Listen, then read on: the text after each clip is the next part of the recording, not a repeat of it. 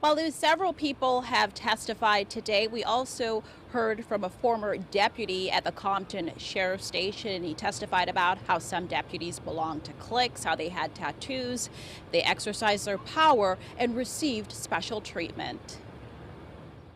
That's a publicly published photo of a Deputy Aldana.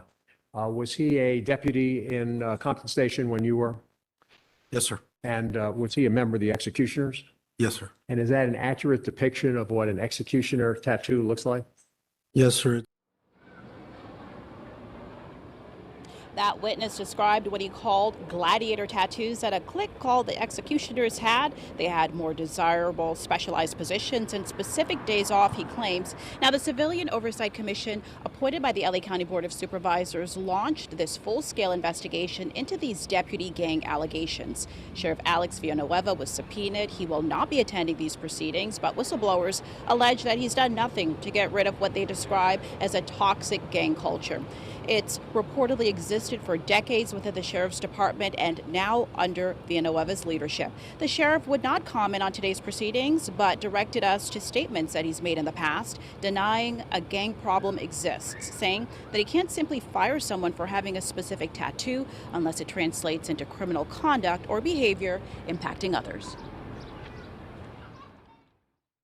Can you give us any insight into why the LASD leadership would be protective of a tattooed deputy gang like the Executioners? It doesn't make any sense to me, and I'm wondering if you have any insight to why they would be protected.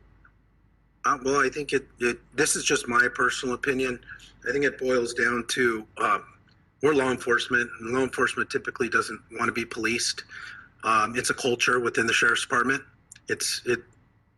And that's how essentially without proper management, proper holding deputies accountable. The sheriff is denying that gangs even exist within his department.